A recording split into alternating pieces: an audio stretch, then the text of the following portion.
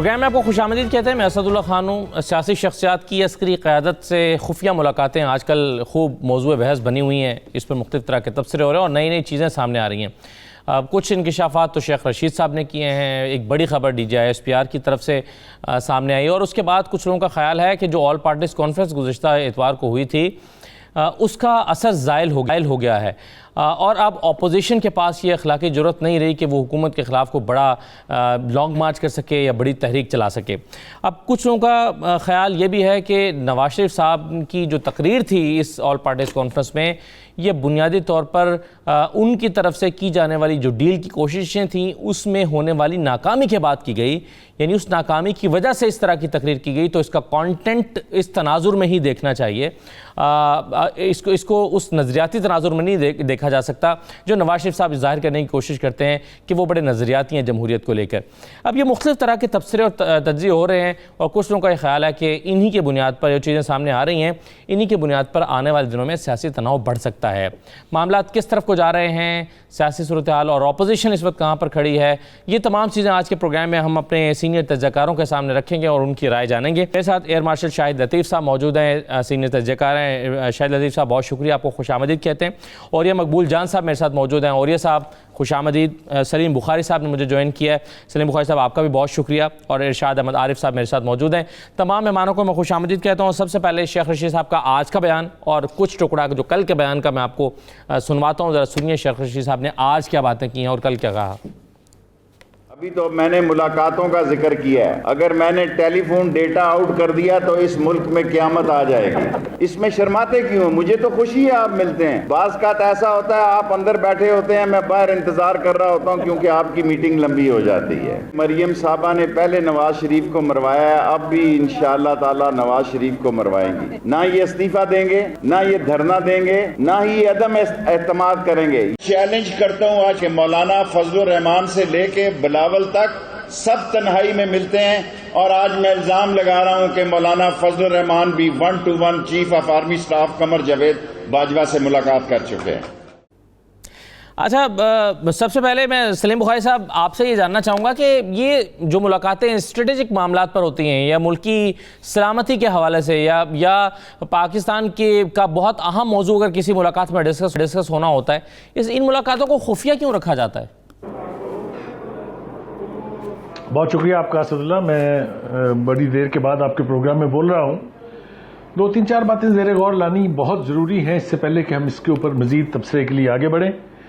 एक तो ये है कि हमें इमरान खान साहब ने जब से इक़्तिदार संभाला है, उनके जितने स्पोक्स पर्सन हैं, वो फौज के जितने स्पोक्स पर्सन हैं, साबका DGI-SPR थे जो मौजूदा हैं, हमें ये कौम पूरी को यकीन दिलाने की कोशिश करते हैं कि फ़ौज का सियासत से कोई ताल्लुक नहीं है और हम रिलीजियसली उनकी बात मानते भी रहे हैं।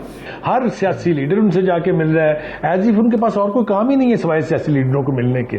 जो बाकी कसर थी वो कल फयाजुल हसन चौहान साहब ने पूरी कर दी थी, जिन्होंने गिनवा के कुछ 100 के करीब चीज़ें बताई के पीछे वर्दी है कि फलां के पीछे वर्दी है, फलां और खुदा के वास्ते फौज का तमाशा क्यों बना रहे हैं? ये मैं बिल्कुल आपको ईमानदारी से कह रहा हूं कि किसी अपोजिशन ने इतना गंद नहीं डाला है फौज के इस अदारे पर जिसकी इज्जत करनी चाहिए सबको। अगर ये मुलाकातें हुई हैं, मैं विटनेस हूं, मैं ऐनी शाहद इसलिए नहीं हूं कि मैं खुद मीटिंग में मौजूद नहीं था, लेकिन मैंने हुकूमतों को बनते टूटते देखा है, मैंने मार्शल के दौर देखे हैं, मैंने सिविलियन हुकूमत देखी हैं। इस तरह की मीटिंग्स कब नहीं होती थी? जितने भी सिक्योरिटी के सेंसिटिव इश्यूज होते हैं उनमें सियासी क़यादत हमेशा मिलिट्री लीडरशिप के साथ बैठती है और जब इसको फॉर्मलाइज करने का वक्त आया कि नहीं जनाब इसमें छुपके मिलने की क्या बात है, तो नेशनल सिक्योरिटी काउंसिल बनी। मुझे बताइए, नेशनल सिक्योरिटी काउंसिल के जितने इजलास हुए उसमें सारी सियासी क़यादत और मिलिट्री क़यादत बैठते थे इकट्ठे या नहीं तमाम इश्यूज के ऊपर? इसको इतना स्कैंडलाइज कर दिया खुदा के वास्ते अपनी दुश्मनी में। सिर्फ मैं एक सख्त तरीन एहतजाज आपके प्रोग्राम से करता हूं शेख रशीद के रवैये पर और मुतालबा करता हूं कि फौज की क़यादत को इसका मुंह फौरन बंद करना चाहिए। बिल्कुल सही है ये बात तो। और ये साहब, शेख रशीद साहब जो हैं वो तो इसमें कोई शर्म महसूस नहीं करते ये बताने में कि तमाम लोग, आज भी उन्होंने कहा कि कौन सा सियासतदान GHQ की पैदावार नहीं है। तो वो तो बरमला इस बात का इजहार कर रहे हैं, इससे क्या फौज की क्रेडिबिलिटी को वो नुकसान पहुंचा रहे हैं? शेख रशीद साहब के पेश नज़र क्या हिकमत अमली है? वो ऑपोजिशन को के रहनुमाओं को नुकसान पहुंचाने की कोशिश में दरअसल इदारे को नुकसान पहुंचा रहे हैं। क्या ये बात दुरुस्त है? बिल्कुल गलत है, मैं बिल्कुल इससे एग्री नहीं करता हूं। शेख रशीद ने जो बातें की हैं वो बहुत बात की बात है।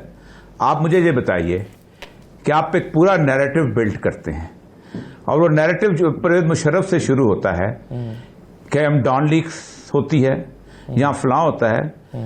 आपको परवेज मुशर्रफ से पहले ज़ियाउल हक याद नहीं रहता, पीपल्स पार्टी को अयूब खान याद नहीं रहता। क्या फौज सिर्फ परवेज मुशर्रफ से शुरू हुई है? क्या फौज 1958 में नहीं थी? क्या 7 अक्टूबर को जो मार्शल लगा था उसमें जुल्फकार अली भुट्टो साहब ने हलफ नहीं उठाया था, और 27 तारीख को जो अयूब खान लगाया था उसमें नहीं लगाया था? ये तारीख के हिस्से हैं, ये तारीख के पन्ने हैं।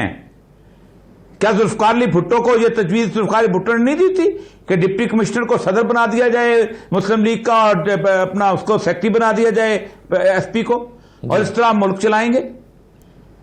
क्या नवाज शरीफ साहब को पुरानी तारीख? मसला यह है कि आप आज की तारीख को हाथ में पकड़ के पूरे पाकिस्तान के अंदर गन फैला देते हो। किसको ये चीजें गुजरी थी आपके सामने, इस मुल्क के अंदर विटनेस थी, ये दोहराई किसने? आपने पूरे मुल्क को इकट्ठा करके एक नैरेटिव बिल्ड किया। आप क्या समझते हैं कि डॉन लीक्स जो है किसी फौज को इज्जत देने का मामला था जो उसको छेड़ा गया दोबारा पे? या मतलब उसके बाद बाकी जो ये टान आके सीसीपीओ पे टूटी, उसको छोड़ दें, मैं छोड़ दें। मुझे सिर्फ ये बताइए कि या तो लीडरशिप मत दिखाओ, या तो आप ये मत कहो कि मैं ट्रॉट्स्की हूं या मैं लेनिन हूं या मैं जनाब इमाम खुमैनी हूं जो वहां बैठा हुआ है, और या फिर अपने बंदों को मत भेजो नेगोशिएशंस के लिए। जो लोग लड़ा करते हैं ना, वो फिर मुकाबले पे आके इन लीडरों की तरह लड़ा करते हैं, फिर बताया करते हैं कि हम क्या हैं। फिर जब शाह ईरान कहता है मेरे पास 7 लाख फौज है, तो खुमैनी कहता है मेरे पास इतने वर्कर्स हैं, मैं खड़ा हूं तुम्हारे साथ, और वो शिकस्त भी देता है फिर उस फौज को वहां पर खड़े होके, फिर वो स्वैग को आके पकड़ता भी है। लेकिन ये नहीं हो सकता। आप मुझे सिर्फ ये बताइए, क्या ये कौन बेवकूफ है यार? क्या कौन नहीं जानता? सबसे बड़ी बात तो आज खड़े होकर आप कहते हैं ये शेख रशीद जो है एक रद्द अमल है इस वक्त। वो जो भी है वो 10,000 दफा बोलता रहा है, लेकिन वो क्या बोलता है? पाकिस्तान की तारीख बोलता है भाई। वो पाकिस्तान का गंद बोलता है जो आपके मुंह पर लगा हुआ है, वो गलत बोलता है जो आपने लिपटाई हुई अपने ऊपर। आप वो लोग हो कि जो रात के अंधेरों में मिलते हो और सुबह लोगों के सामने सिकंदर आजम बनने की कोशिश करते हो। तुम क्या ये बात ठीक है सर, ये अदारा बदनाम नहीं होता। मैं बिल्कुल नहीं समझता अदारा बदनाम होता है। ये कौन सी बात हो गई? जो दो चेहरे रखता है वो बदनाम होता है। एक चेहरे शेख रशीद साहब के किरदार पर और सियासत में शेख रशीद साहब सही किरदार अदा कर रहे हैं आपके ख्याल में? वो अपोजिशन के उन लोगों को जो खुफिया मुलाकातें करते हैं, मिल रहे हैं, बेनकाब कर रहे हैं? ये एक और सवाल है, मैं आपके आर्गुमेंट की जवाब नहीं पूछ रहा, मेरा अलग सवाल है। जी मैं अगर कोई जर्नलिस्ट करे तो बहुत अच्छा, उसको स्कूप दो, उसका अवार्ड दो, क्या स्टोरी निकाली है उसने। अगर कोई और बंदा करे, क्या बात है जी उसकी, वो कहां से कहानी ढूंढ के लेके आया इंटेलिजेंस एजेंसीज का। ये 17 तारीख को अखबार में छपा था इंडियन एक्सप्रेस में इस मुलाकात का। ये 4 दिन हजम किस किस के पेट में हुई है ये मुलाकात, और क्यों हुई है? और दूसरी बात मुझे ये बताइए, ये कौन सा ऐसा एजेंडा है गिलगित-बल्तिस्तान का जो सीक्रेट एजेंडा था, जिसको नहीं दिखाया जाना था, जिसको नहीं सुनाया जाना था? इमरान खान की अपनी बेवकूफियां अपनी जगह होंगी, हर जगह होंगी, लेकिन मुझे सिर्फ ये बताइए कि इस पूरे के पूरे सिनेरियो के अंदर टारगेट कहां से होती है फौज?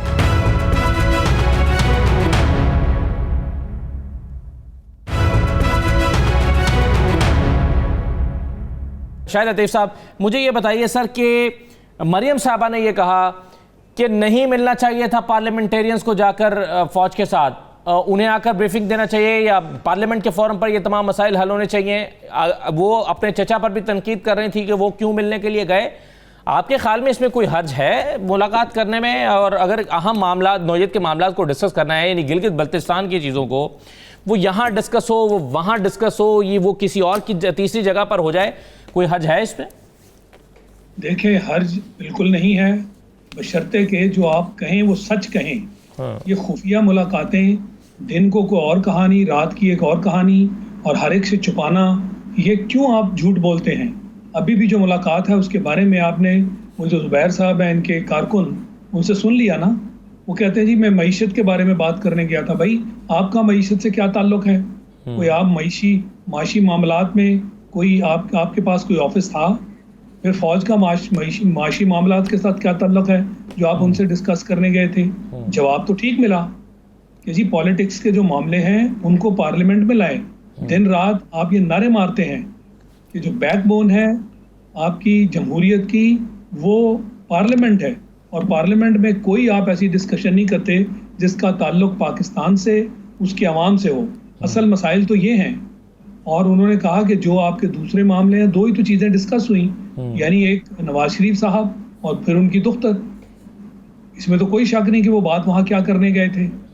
एक हफ्ते में की, फिर अगले हफ्ते में कर दी, क्योंकि एक अंबार है मुकदमों का जो नवाज शरीफ साहब जो हैं उनकी आगे पीछे पेशियां और आगे पीछे मुकदमे चल रहे हैं, तो वो उसके अंदर छूट मांग रहे हैं। वो प्राइम मिनिस्टर ठीक कहते हैं ना इमरान खान जी कि इतने एनआरओ नहीं मिलेगा, उनके नॉलेज में वो और मुलाकातें हैं जो हमारे नॉलेज में नहीं।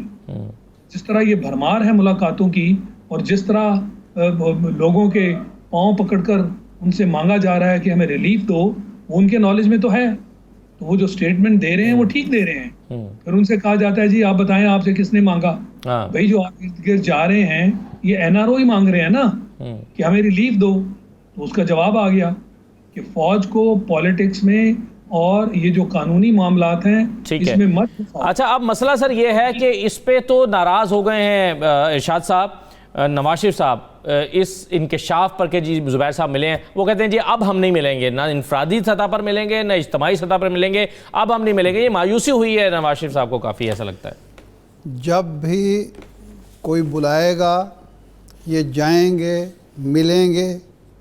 मैं पूरे दावे से कह रहा हूँ ये हमारी तारीख़ है, यही हमारी सियासी लीडरशिप की नाकामी है कि ये अपने मामलात टेबल पे बैठ के अपने मद्दे मुकाबले सियासतदानों के साथ तय नहीं करते, और कोशिश इनकी ये होती है कि हमें खा ये इक़्तिदार में हूँ तो साथ राहिल शरीफ को बिठा के, और सामने वज़ीर बैठे, वज़ीर दिफा भी सामने बैठा होता है, वज़ीर ख़ारजा भी सामने बैठा होता है, दूसरे सीनियर वज़ीर भी सामने बैठे होते हैं, साथ बिठाते हैं। और जब अपोजिशन में हूँ तो ये अंदर खाते दरून पर्दा रियायतें मांगते हैं, और उसके बाद ये जमहूरियत के मामे चाचे भी बनते हैं। यही हमारा प्रॉब्लम है।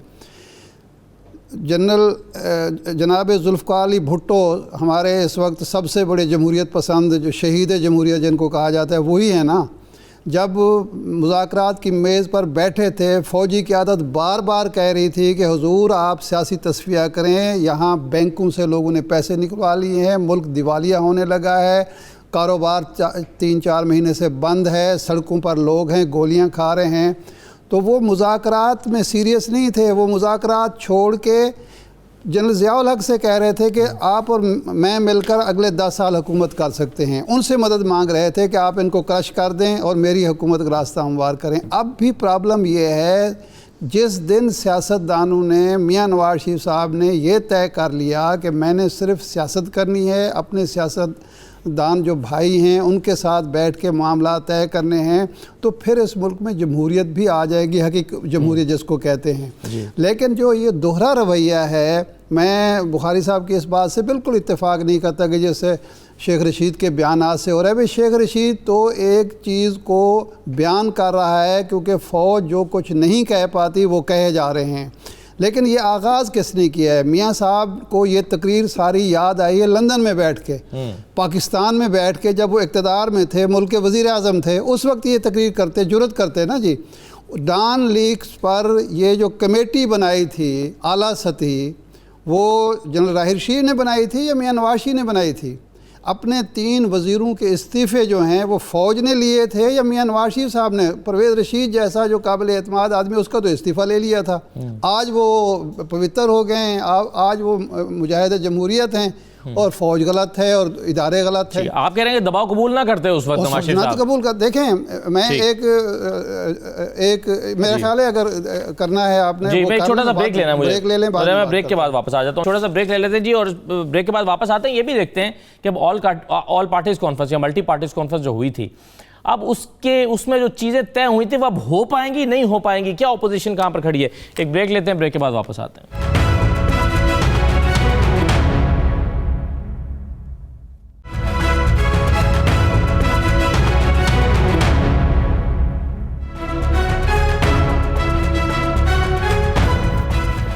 दोबारा आपको खुशामद कहते हैं। शाह साहब अपनी बात मुकम्मल कर लें। आपका नुक्ता ये था कि जब इक़्तिदार में थे नवाज शरीफ साहब, उस वक्त उन्होंने हथियार क्यों डाले और अपने वज़रा से इस्तीफ़ा क्यों लिया?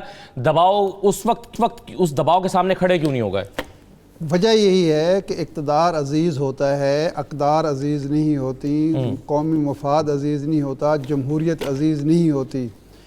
देखें, इलेक्शन हुए, डीगाल कामयाब हुए, लेकिन कमज़ोर सी हुकूमत बननी थी।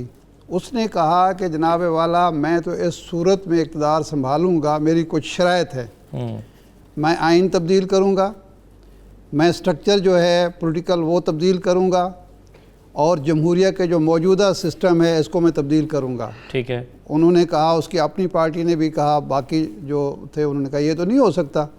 उसने कहा कि जनाब अस्सलाम वालेकुम, मैं जा रहा हूँ। जाके अपने गांव में बैठ गए। लोगों ने कहा डीगाल की सियासत ख़त्म हो गई। कई साल वो शख्स घर में बैठा रहा इर्रेलेवेंट हो के, लेकिन चूँकि इक़्तिदार अजीज़ थी, इक़्तिदार अजीज़ नहीं थे, फिर एक वक्त आया कि जमहूरिया के जो अरकान थे वो डीगाल के पास गए, मिन्नत समाजत की, उसकी मर्ज़ी का सिस्टम कबूल किया और उसने आके इक़्तिदार संभाला। भाई आपके पास बाइज़्ज़त इस्तीफ़ा का ऑप्शन तो हर वक्त मौजूद होता है। उस वक्त तो आप हर काम करने के लिए तैयार होते हैं। उस वक्त आपको ना जमहूरियत याद आती है, ना ये 73 साल में जो गैर जमहूरी क़ुव्वतें फ़ैसला कौन पोजीशन में हैं आपको याद नहीं आती। आपने 73 साल कह के ये साबित किया कि लियाकत अली ख़ान को भी कोई और लेके आया था, उसकी अपनी पॉपुलैरिटी नहीं थी, क़ायद-ए-आज़म ने उसको वज़ीर-ए-आज़म नहीं बनाया था, और बाकी जो इज़्ज़तदार लोग आते रहे इक़्तिदार में इलेक्शन के ज़रिए और अवामी पॉपुलैरिटी, वो सारे के सारे मेरी तरह थे जो लाए गए थे। ये बड़ी ज़्यादती है। आप सियासी जमातें अपनी मजबूत नहीं बनाते। अपनी जमात के अंदर आप नामजदगियाँ करते हैं, अपनी जमात के अंदर आप जो फ़ैसले करते हैं। मरीम नवाज़ साहिबा को जमात ने सेलेक्ट किया है नायब सदर के तौर पर, या आपने नामजद किया है। जमहूरियत आपको सिर्फ इतनी अजीज़ है कि उसके ज़रिए आपको इक़्तिदार मिले, और इक़्तिदार में आपको खुली छुट्टी मिलनी चाहिए अकरबा परवरी की, करप्शन की और मनमानी करने की। सही है। जिस दिन तक ये रवैया तब्दील नहीं होगा, मुलाकातें हों ना हों, पूरी दुनिया में ये कहाँ होता है कि मुलाकातें नहीं होती, सियासतदान मिलते हैं, फ़ौज और एजेंसीज़ के लोग जो हैं वो रब्ता करते हैं, अहम इशूज़ पर तबादला ख्याल होता है, बैकग्राउंड ब्रीफिंग्स होती हैं, सहाफ़ियों के साथ भी होते हैं। दूसरे जब इन्होंने मसला तो वहाँ बनता है जब इसको आप बना देते हैं एक इशू कि जो लोग मिलते हैं वो बहुत बड़े मुजरिम हैं, और जो लोग नहीं मिलते हैं और छुपाते हैं वो बहुत बड़े हीरो होते हैं, जमहूरियत पसंद होते हैं। ये रवैया है असल में जिसकी वजह से जमहूरियत भी कमज़ोर हुई है, जमहूरी इदारे भी कमज़ोर हुए हैं। यानी इमरान खान से बात नहीं करनी और उनसे बात करनी और उनसे मराहत मांगनी है, उसके नतीजे में सब कुछ हो रहा है। एक चीज़ जो भी डिस्कस हुई इसमें सलीम बुखारी साहब, एक तो आपने तो पहले की खैर कह दिया था कि I stand by my words, और आपने कहा था कि मैं इस पर दलाल मजीद दे सकता हूं, लेकिन औरिया साहब और शाह साहब आपकी बात से बारे इत्तफाक नहीं कर रहे, कुछ ऐड करना चाहें ज़रूर कर दीजिएगा, लेकिन मेरा सवाल साथ में ले लें। और सवाल ये है कि आपके ख्याल में वो जो सवाल नून लीग की तरफ से किया जाता था कि हमने कब एनआरओ मांगा, किससे एनआरओ मांगा, आपके ख्याल में इस सवाल का जवाब मिल गया है ज़ुबैर साहब की मुलाकात के बाद, या फिर आप इस मुलाकात को एक मुख्तलिफ तनाजुर में देखते हैं जिस तरह से वो वजाहत करने की कोशिश कर रहे हैं? देखिए, मैंने पहले अपने इब्तिदाइये में कहा था कि ये मुलाकातें होती हैं और कॉन्स्टिट्यूशनल रोल के तहत हैं फौज के। कभी प्रीएम्बल पढ़िए 1973 कॉन्स्टिट्यूशन का जो ओरिजिनल था, जिसमें था कि the armed forces are the custodian of Pakistan territorial integrity and national ideology. और कौन सा होता है जी कॉन्स्टिट्यूशनल रोल फौज का? तो मुझे इस पर तो कोई इतराज ही नहीं है, मैंने उसके ऊपर इतराज किया था। ये मुलाकातें होती हैं, हमेशा होती रही हैं और होनी चाहिए, क्योंकि सिक्योरिटी के इश्यूज सियासतदान तय नहीं कर सकते। जो इशू था, जो डिबेटेबल इशू था, जिसके ऊपर इतराज उठा था, वो था गिलगित बल्तिस्तान का फ्यूचर तय करने के लिए GHQ में इजलास बिल्कुल ठीक था, वहीं होना चाहिए था और कहीं हो ही नहीं सकता था। लेकिन फिर उसके साथ जो मलबे उठे, चाहे वो NRO के नारे थे, चाहे वो शेख रशीद साहब की दरफुंतनियां थी, वो मैं समझता हूं फौज के लिए ठीक नहीं थी। फौज को इससे अलहदा रखना चाहिए। ये था मेरा बुनियादी सर जुबैर साहब के हवाले से जो मेरा सवाल था, इस्लाह जो है क्या आप उसको जुबैर साहब और आइंदा भी कोशिश करूंगा कि एहतियात करूं। फौज के साथ बिल्कुल यही होना चाहिए जो जनाब शेख सर मेरा जो सवाल दूसरी बात यह है कि सेंसिटिव इश्यूज, जैसा मैंने कहा, सिक्योरिटीज के इश्यूज में फौज का रोल होता है, हर दुनिया के मुल्क में होता है और होना चाहिए। मैं वही आदमी हूं जो हमेशा प्रोग्रामों में कहता हूं कि अगर न्यूक्लियर प्रोग्राम सिर्फ सियासतदानों के हाथ में होता तो अब तक 3-4 दफा बिक चुका होता। मैं वही आदमी हूं जो कहता हूं कि कश्मीर की पॉलिसी पर अगर फौज न खड़ी होती तो ये सियासतदान पता नहीं अपने मफादात की खातिर क्या कर गए होते। ठीक है, लेकिन मैं अगर इख्तलाफ की जुर्रत कर रहा हूं कि शेख रशीद साहब का कंडक्ट ठीक नहीं है, तो मैंने हार मान ली जनाब। मैं अपने दोनों साथी के सामने बुखारी साहब बिल्कुल सही है, ये पॉइंट तो आपका आ गया। लेकिन मेरा एक सवाल जो मैं मुझे सर ये बताइए, ये फजलुर रहमान साहब पर चले आ जाएं। फजलुर रहमान साहब जो हैं वो अभी तक ये तासुर दे रहे थे कि मैं तो इस हुकूमत के खिलाफ असल अपोजिशन करने की कोशिश कर रहा हूं, लेकिन मेरी जो बाकी साथी जमातें हैं दोनों, वो कॉम्प्रोमाइज्ड हैं, वो हुकूमत की आलाकार बनी हुई हैं। लेकिन अब शेख रशीद साहब जो इंकिशाफ कर रहे हैं कि मौलाना फजलुर रहमान साहब की भी मुलाकातें हो रही हैं और वो भी ऑन बोर्ड हैं, आप मौलाना फजलुर रहमान साहब की सियासत को किस तरह से समझ पा रहे हैं? देखें, पहली बात तो बुखारी साहब से एक पुरानी याद अल्लाह है, ताल्लुक है, मैं उनका बड़ा एहतराम करता हूँ। उनके साथ हम दोनों इकट्ठे एक प्रोग्राम करते रहे हैं करसा, और बहुत लुत्फ की जिंदगी गुजरी है, अच्छी तरह से। मेरा कतन ऐसा मकसद नहीं था जैसे खैर बुखारी साहब, जाहिर बात है उन्होंने पचरस बुखारी की याद ताज़ा कर दी है। अब ये ना कहिए कि मेरी इतनी समझ भी नहीं है, प्लीज। और ये साहब ये ना कहिए कि मुझे ये भी समझ नहीं कि आप क्या कह रहे थे। इतना रहम करें मुझ पर, मुझे आपकी बात बहुत अच्छी तरह समझ आती है। नहीं सर, मैं बहुत मेरी तो इतनी बड़ी इस्लाह हो गई कि मेरे साथीदार ने मेरी इस्लाह कर दी आज। नहीं, मैं पहली बात तो यह है कि शेख रशीद साहब को गुज़श्ता अगर उनकी 50 साल को देखा जाए तो शेख रशीद साहब से इससे ज्यादा की तवक्को ही नहीं की जा सकती। उनका रवैया यही है, शुरू से हमेशा से ऐसे ही रहे हैं, ऐसे ही रहेंगे। शेख रशीद साहब जिस तरह के काबिल इस्लाह लोगों में से नहीं है कहीं भी, कभी भी नहीं। लेकिन वो अपने तौर पर करें ना सर, वो तो कह रहे हैं वो स्पोक्स पर्सन बन के तो ना करें ना, वो अपने तौर पर करें जो कर रहे हैं। सर वो उसका जवाब फिर उनको देना चाहिए, जिनका वो कहते हैं स्पोक्स पर्सन है, वो उनका जवाब उनको देना चाहिए। लेकिन जो वो कर रहे हैं ना, जो वो ये इस पाकिस्तान की जो सियासत है ना, उसके गंद में ये एक छोटा सा हिस्सा है जो डाल रहे हैं, वो अपने गंद में इजाफा कर रहे हैं। गंद ऑलरेडी बहुत है।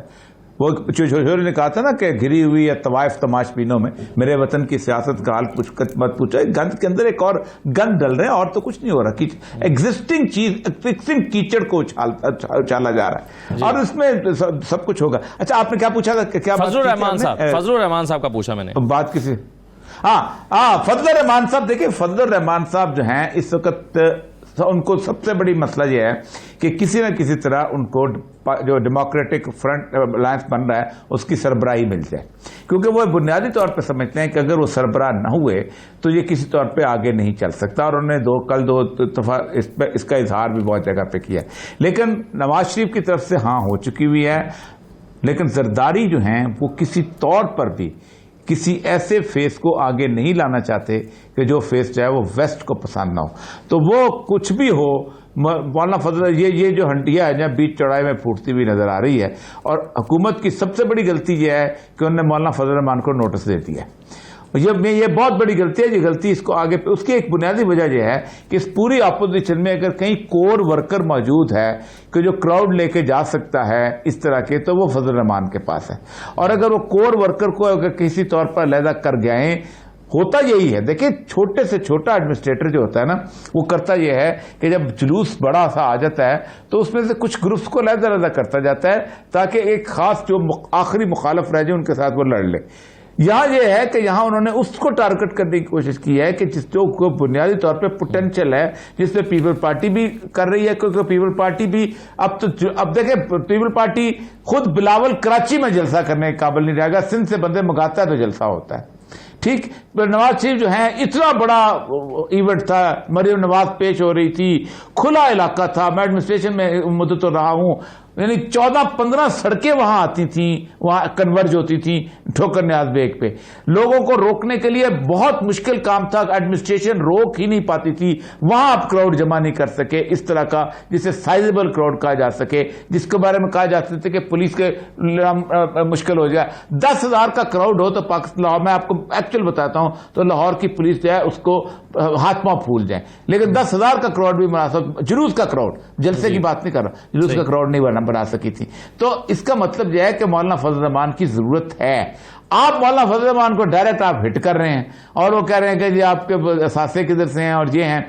ये असल में ऐसा मामला है कि जिसके बारे में इमरान खान साहब की जाती है मामला है और उन्होंने पर्सनल वेंडेटा के चक्कर में इस मसले को छेड़ा है और वो केपी की सियासत को जिंदा रखने की कोशिश की है। ये उनको गले में पड़ जाएगा। सही है। अच्छा, अब शायद लतीफ साहब मुझे ये सियासी तज्जिया कीजिएगा कि ऑल पार्टीज कॉन्फ्रेंस जो हुई, जिसने ऐलान किया कि इमरान खान साहब को घर भेजने के लिए वो लॉन्ग मार्च करेंगे और उससे पहले जलसे जुलूस होंगे, क्या आपके ख्याल में यह अब हो पाएगा? ऑल पार्टीज कॉन्फ्रेंस में जो कुछ हुआ था, जो तय पाया था, ये ऑपोजिशन की तमाम जमातें अब इस पोजीशन में हैं कि वो सब उस पर अमल दरामद करें? देखें जी, पहली बात तो ये है कि इस पोजीशन में हरगिज़ नहीं है। उनकी अपनी फॉलोइंग आप देख लें कि कौन सी जमात है जो लोगों को बाहर निकालने में कामयाब होगी। जहाँ तक इनका आपस का ताल्लुक है, इनका मकसद भी कोई ऐसा नहीं है कि जिसमें कोई इत्तफाक हो।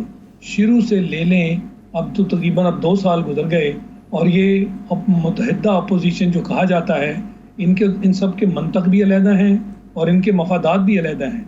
मौलाना जो है वो सबसे आगे हैं और बग़ैर किसी मंतक के वो कह देते हैं हुकूमत गिराने के लिए हम आए हैं, जबकि दूसरी जमातें फौरी तौर पर उसको कॉन्ट्रडिक्ट कर देती हैं। फिर जो तरीका है हुकूमत हटाने का, उसमें भी कोई इत्तफाक नहीं। तो ऐसी जो अपोजिशन है जिनका आपस में इत्तफाक नहीं, आप कैसे एक्सपेक्ट करते हैं कि वो कोई ऐसी स्ट्रेटजी बना लेंगे जिसके तहत वो लोगों को निकालें और फिर हुकूमत गिराने के लिए बाकायदा एक कैंपेन चलाएं? तो लिहाजा मैं नहीं समझता कि इस तरह लोग हैं। और फिर इनका जो बड़ी जमातें हैं, ये हुकूमतें कर भी चुकी हैं। PMLN जो है वो तो 3 मरतबा प्राइम मिनिस्टर रह चुके। तो कौन सी ऐसी चीज़ है जिसके तहत लोग उनको याद करते हुए बाहर आएंगे? एक अंबार है, जैसा पहले मैंने कहा, मुकदमों का। नहीं, लेकिन सर आपके ख्याल में इसका ताल्लुक जो है वो इस बात से है, ये जो अभी हालिया इंकिशाफात हुए हैं मुलाकातों वाले, और वो जो DGISPR ने स्टेटमेंट दी थी कि जुबैर साहब ने NRO मांगने की कोशिश की और इनकार हो गया वहाँ से, ये उसके बाद आपके ख्याल में मुश्किल होगी या वैसे ही लोग बाहर नहीं आएंगे? नहीं, मेरे मुताबिक ये तो एक एडिशन है ना। ये तो बिल्कुल एन उसी पॉलिटिक्स के मुताबिक है जो माजी में होती रही। ये कोई सिर्फ ये वजह नहीं है। वजूहात जिनका मैं जिक्र कर रहा हूँ कि लोग जो हैं वो मायूस हैं इनसे, इनको देख चुके हैं। तो कौन सी ऐसी नई चीज़ है जिसके तहत ये कहेंगे कि एक नया फार्मूला है, बाहर आओ? वो क्यों एक हुकूमत के खिलाफ खड़े होंगे? इनकी कौन सी ऐसी ताकत है जो वो याद करेंगे और कहेंगे कि हाँ जी इसमें हमारी छूट होगी? कोई ऐसी चीज़ नहीं है जो उन्होंने माजी में की हो जिसके तहत मैं कहूँ कि जी PDM बड़ी कुव्वत के साथ आ रहा है और इमरान खान जो है उनकी हुकूमत को बड़ा सख्त खतरा है। मैं इस तरह के खतरात नहीं देख रहा। फिर इनका आपस में इकट्ठे होना, मुझे उसमें भी कोई यकीनी सूरत हाल नज़र नहीं आती, क्योंकि ये मफादात बिल्कुल अलहदा हैं। सबके अपने अपने मफादात हैं। कोई ऐसा मंतक नहीं है जिसके तहत हम कह सकें कि जी ये एक पेज पर है। वो तो पहले दिन से कोई एक पेज नज़र नहीं आया। सबका मंतक और सबकी वजूहात जो है वो अपनी अपनी है। तो ये जो आपका सवाल है, मुझे इसमें कोई ख़ास कामयाबी नज़र नहीं आती और हुकूमत को कोई इतना बड़ा ख़तरा इस वजह से मुझे नज़र नहीं आता। राइट सर, मैं एक छोटा सा ब्रेक ले लूँ, प्रोग्राम में ब्रेक पास आते हैं तो देखते हैं सियासत में आने वाले दिनों में तनाव बढ़ रहा है और इस तनाव का नतीजा क्या होगा। एक छोटा सा ब्रेक ले लेते हैं, ब्रेक के बाद वापस आते हैं।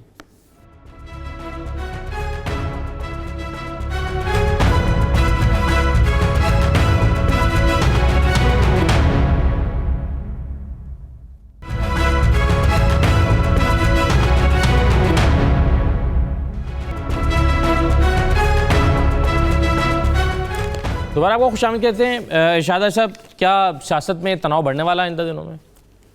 तनाव बढ़ेगा, उतना ही बढ़ेगा जितना पिछले साल बढ़ा था। उसकी बजाय 2-3 वजूहात हैं। नंबर 1 तो यह है कि इस अपोजिशन को अभी तक अपने जो इख्तलाफात ख़त्म करने थे वो नहीं ख़त्म कर पाए, और ख़ास तौर पर मियां नवाज शरीफ साहब ने जो नैरेटिव उस दिन दे दिया है और उसके बाद ये जो मोहम्मद ज़ुबैर का हुआ है, तो वो ट्रस्ट डेफिसिट मज़ीद बढ़ गया है।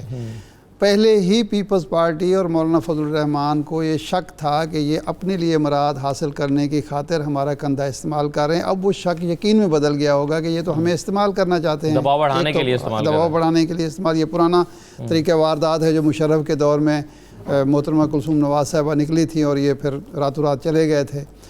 दूसरा प्रॉब्लम यह है कि इस अपोजिशन की साख का मसला है। ये सारे लोग इक़्तिदार में रह चुके हैं और कोई ऐसा इन्होंने नहीं अपने दौर इक़्तिदार में कारनामा अंजाम दिया जिसको ये कैश करा सके, अवाम को कहेंगे जी इनकी जगह हम आ जाएं तो हम आपके लिए दूध शहद की नहरें बहा देंगे। ये दूसरा इशू है।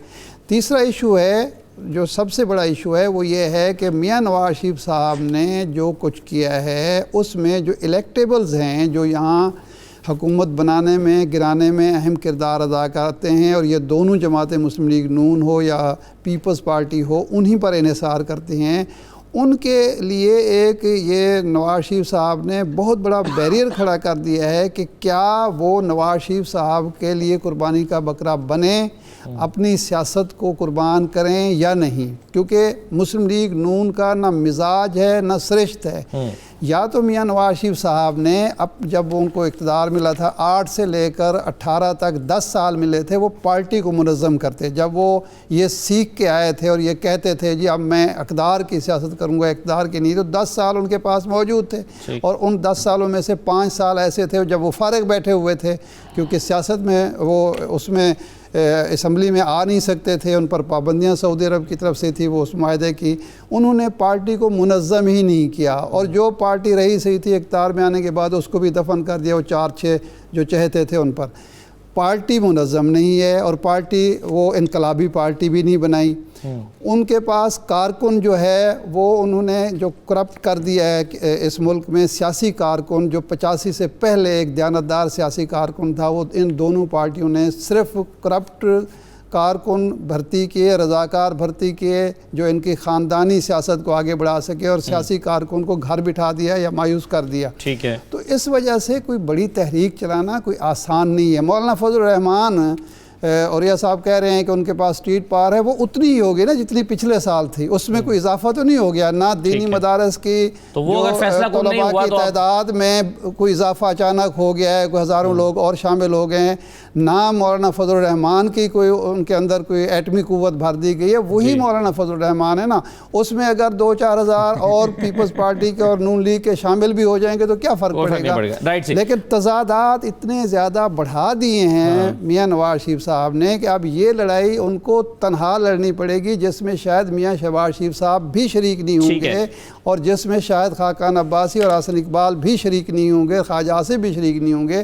तो इसलिए मैं नहीं समझता कि कोई बड़ी तहरीक शुरू की जा सके। क्या अपनी स्ट्रैटेजी से और ये जो चीज़ें लीक हुई हैं या सामने आई हैं उसके बाद बुखारी साहब, क्या नवाज शरीफ साहब ने अपने जो अपोजिशन की दीगर जमातों के सरबराहान हैं, आसिफ जरदारी साहब, बिलावल साहब, मौलाना फजलुर रहमान साहब, उनको आपके ख्याल में नाराज़ किया होगा या अपना एतमाद उनके ऊपर कम किया है इस तरह से? देखिए, 2 बातें ज़रा ज़ेरे गौर लानी चाहिए। पहली बात तो ये कि मैंने हमेशा ये मेंटेन किया है, हाल में पिछले जब से APC से बहुत पहले से, कि ये जो इत्तेहाद हो रहा है अपोजिशन का, ये ना तो बाई चॉइस है ना कोई आसमानी सहीफा आया है। ये इन दोनों बड़ी पार्टियों की मजबूरी है, इसलिए कि उनकी पूरी क़यादत करप्शन के केसेस में डूबी हुई है। सबके क्लास या वो जेल में है या जेल जाने वाले हैं या मुकदमात ज़ेरे तफ्तीश हैं। यही हाल पीपल्स पार्टी का, यही तो ये जो this alliance is not based on intentions और या कोई बहुत बड़ा कारनामा करने के लिए, ये सिर्फ अपनी जान छुड़ाने के लिए एक तरह से ये अलायंस जो है बनी है, जिसको एक लीडरशिप मुयसर आ गई है मौलाना फजलुर रहमान की सूरत में, जो पिछले इलेक्शन से आउट होने के बाद अपनी जगह पार्लियामेंट्री डेमोक्रेसी में दोबारा अपनी पार्टी को इन करने के लिए डेस्परेट हो गए हैं। तो ये इस तरह का एक इत्तेहाद सलासा बन गया है। बाकी छोटी छोटी पार्टियां तो खैर होती हैं। इसमें जो डेंजरस बात मेरे नजदीक थी वो ये थी कि हुकूमत की एक इलाही पार्टी जो है अख्तर मेंगल साहब की, उसके भी 2 नुमाइंदे शामिल थे। ये मेरे ख्याल से अलार्मिंग है, लेकिन बहरहाल इस हुकूमत को तो कोई फर्क किसी चीज से चूंकि पड़ता नहीं है, ना ये इसको किसी का मुकाबला करने की जरूरत है। लेकिन ये तासुर ले लेना कि ये क्या बिगाड़ लेंगे, I think that will be A wrong assumption. अगर ऐसा नहीं होता तो इस मुल्क से कभी कोई मिलिट्री लीडरशिप खत्म नहीं होती। सही है।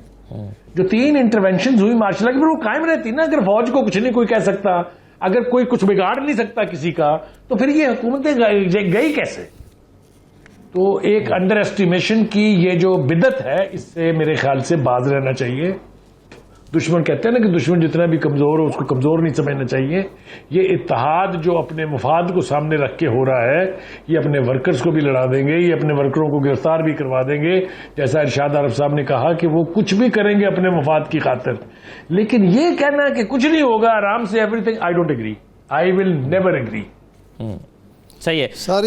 ये बुखारी साहब, ये अगर याह्या खान, जी सर, जनरल कियानी, ये दोनों तैयार ना होते तो फिर भी अयूब खान की हुकूमत चली जाती और परवेज मुशर्रफ की हुकूमत चली जाती। अब ये जो नाम आपने लिए किसी सिविलियन के हैं? फौज के हैं ये ना, कि नाम फौज किसी सिविलियन के हैं सर? मैं वही तो कह रहा हूँ ना कि सिविलियन का इसमें कौन सा कारनामा है? ज़ियाउल हक 11 सर साल जी, तक बैठा कारनामा रहा, नहीं। कोई बता दें तहरीक उनके खिलाफ कामयाब हुई हो। देखें, नैरेटिव एक तरफ है सिविल बालादस्ती का, ठीक है। दूसरा है करप्शन का। करप्शन का नैरेटिव मजबूत नैरेटिव है, अवाम ने कबूल किया है। ठीक है। सिविल बालादस्ती का ढकोसला है, इसलिए अपोजिशन कुछ नहीं कर और ये साहब खेलने के लिए सियासी पत्ते क्या हैं नवाज शरीफ साहब के पास, मुख्तसरन सर? नहीं, मेरा ख्याल है कि जब तक वो मुत्तहिद अपोजिशन नहीं कर लेते उस वक्त तो उनके पास कोई पत्ता नहीं है। और ये बड़ा मुश्किल सी बात, ये पत्ते जो है ना, ये तो पीटीएम खेल खेल के खत्म हो गई, ये तो वली खान खेल खेल के खत्म हो गया, ये तो बलूचिस्तान के हमने 24 साल गुजारे हैं वो खेल खेल के खत्म हो गए। पंजाब के अंदर आकर ये समझते हैं कि एंटी स्टैब्लिशमेंट और एंटी फौज को पता चल सकता है, तो ये बहुत बड़ी भूल है। ये पता नहीं किसने उनको सिखा दिया है। हाँ जी, मियां साहब को आप पता चला। शाहिद लतीफ साहब, सर क्या ऑपोजिशन की जमातों के पास इस वक्त सियासी रास्ता क्या है? मैं ये समझता हूँ कि मियाँ साहब की जो उस दिन तकरीर थी वो इस चीज़ की गमाजी कर रही थी कि ये उनका ज़ाती रिएक्शन है। वो जो NRO की बहुत शिद्दत से कोशिश करते रहे और जगह जगह दरवाजे खटखटाते रहे, कुछ का हमें इल्म हो गया। आपके ख्याल में सर जुबैर साहब की मुलाकात कामयाब रहती तो क्या यही तकरीर होती? नहीं जी, फिर ये नहीं होती। ये जो गुस्से का आलम था तकरीर का, वो नाकामी थी। तो इस तरह की नाकामी के बाद वो तकरीर में गुस्सा और तनकीद, वो यानी इसका मतलब है कि ज़ाती एजेंडा हुआ ना। और अभी भी ये बात जो पहले बात हो रही थी कि जब भी आप मुत्तहिदा कोई मूवमेंट शुरू करते हैं वो ज़ाती एजेंडों की बुनियाद पर हो, तो एजेंडा फिर एक नहीं है ना, और वो फिर ज़ाती मफाद पर जो है उसका इन्हिसार हो। तो इस तरह कोई कौमी मफाद तो ना हुआ। यही वजह है कि लोग इनका साथ नहीं देंगे। वो जो पत्ता जो लोगों को लेकर इस्तेमाल करना चाहते हैं वो नवाज शरीफ अपने ज़ाती मफाद की वजह से इस्तेमाल नहीं कर सकेंगे। ये उनकी भूल है। बहुत शुक्रिया तमाम मेहमानों का प्रोग्राम में शिरकत करने के लिए। इजाज़त दीजिए, अल्लाह हाफ़िज़।